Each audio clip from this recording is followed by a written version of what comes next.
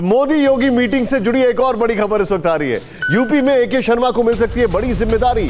BJP join करने से पहले पीएम के करीबी अफसर रहे एके शर्मा। एके शर्मा ने वाराणसी में कोरोना मैनेजमेंट को भी लीड किया। हाल ही में अरविंद शर्मा एमएलसी बने। अमोद जी, और उसके बाद मैं कुमार कुंदन के पास भी आऊंगा। अमोद जी, क्विक रिएक्शन इस पर।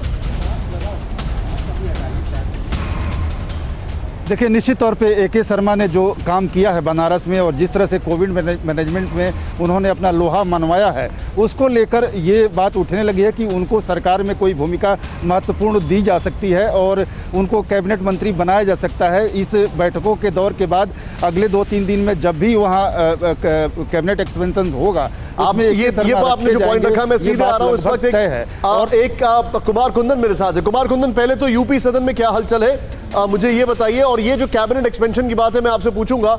जानकारी है कि जितिन प्रसाद ने भी योगी जी से मुलाकात की है और ये उनकी पहली मुलाकात है पार्टी ज्वाइन करने के बाद, और ऐसे संकेत मिलते हैं। क्या ये बात सही है, गलत है, ये बताइए। कि शायद योगी जी को पता भी नहीं था वो ज्वाइन कर रहे हैं, शायद ऐसे सिग्नल्स कई जगह रिपोर्ट किए गए, बताइए जरा।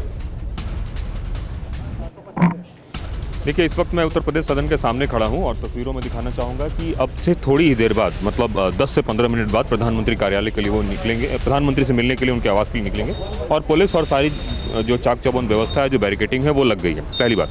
दूसरा, जो आपने सवाल किया जहाँ तक शामिल होने की बात, तो जहाँ तक जितेंद्र प्रसाद की शामिल होने की बात है, तो निश्चित रूप से थोड़े समय पहले ही से काफ़ी चर्चा चल रही थी और वो चर्चा इतनी गर्म हुई कि एक बार तो खबर भी आई कि वो शामिल हो रहे हैं, लेकिन बाद में पता चला कि वो नहीं हो रहे हैं। जो भी कांग्रेस की अंदरूनी राजनीति रही हो, लेकिन इतना तय है कि कल जिस तरीके से वो मुलाकात किए हैं, कल की मुलाकात के बाद इस बात चर्चा गर्म हो चुकी है कि आने वाले दिनों में क्या जो पॉइंट रख रहे हैं, मैं उमेश से पूछना चाहूंगा। उमेश जी, उतना ही नहीं जो एके शर्मा, उमेश जी, मैं आपको थोड़ा सा रोकूंगा आपको। उमेश जी, जितिन प्रसाद का ज्वाइन करना पार्टी, क्या योगी जी को ये बात पता थी या नहीं पता थी?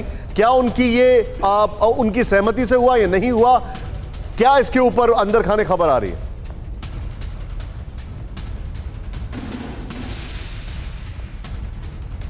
उमेश जी, क्या मुझे सुन सकते हैं?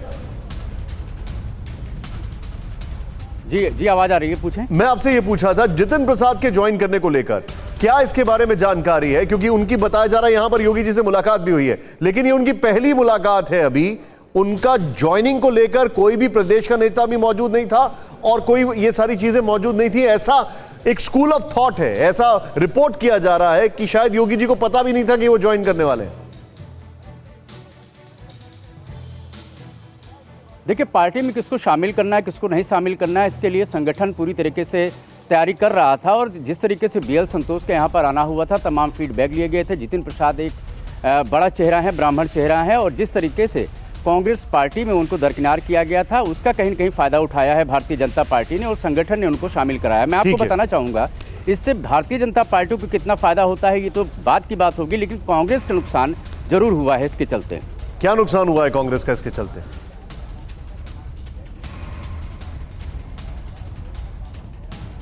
उमेश तक शायद मेरी आवाज ही पहुंच पा रही। रामकृपाल जी, मैं वेट कर रहा था सारे ओपिनियंस आने के बाद आपसे एक मैक्रो व्यू पॉइंट, जिसको कहते हैं ना, एक एडिटोरियल कमेंट लूंगा मैं आपसे। सर, पहला सवाल मेरा यह है कि क्या योगी जी के यहां से जाने के बाद हम एक कैबिनेट एक्सपेंशन दे सकते हैं? दूसरा सवाल यह है कि क्या हम देख सकते हैं कि एके शर्मा जी को आने वाले समय में एक बड़ी जिम्मेदारी मिलेगी और यह जिम्मेदारी मिलने में बड़ी देर कर दी गई? क्या यह भी बात सही है? देखिए निशांत जी, मैं एक बात आपसे कह रहा हूं जो मेरा अनुभव रहा है पत्रकारिता में 40 साल का। बड़ी राष्ट्रीय पार्टियों में, चाहे वो कांग्रेस हो या बीजेपी, यहाँ डेवलपमेंट अखबारों में होते हैं, पार्टियों में सिर्फ डिसीजंस होते हैं।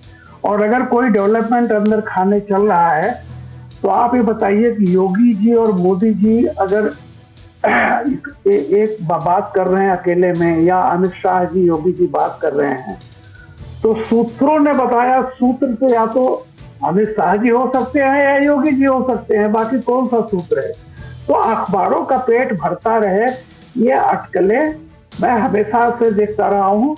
बहुत पहले कांग्रेस के बारे में कहा जाता है था कि कांग्रेस एक पार्टी है जहाँ डेवलपमेंट नहीं होते, डिसीजंस होते हैं। और मैं आपको उदाहरण बता दूं, मैं महाराष्ट्र में उस समय बम्बई में नवभारत टाइम्स में था, वो महाराष्ट्र के मुख्यमंत्री कौन होगा इस पे स्पेकुलेशन चल रहा था। सुबह सुबह अखबारों में भी कुछ नहीं था, सुबह सुबह उठ के पता चला कि बाबा साहब भोसले को मुख्यमंत्री बना दिया इंदिरा जी का। रात को फोन आया था, बन गई, वो बन गए, बनने वाले हैं। बाबा साहब भोसले का खुद का ये कहना था कि मैं जब तक फोन से मुझे नहीं कहा गया तो मैंने तो पहले कभी सपने में भी नहीं सोचा था कि मैं महाराष्ट्र का मुख्यमंत्री बनूंगा। और मुझे 2000 ये उत्तर प्रदेश का पिछला चुनाव याद है, 2017 का।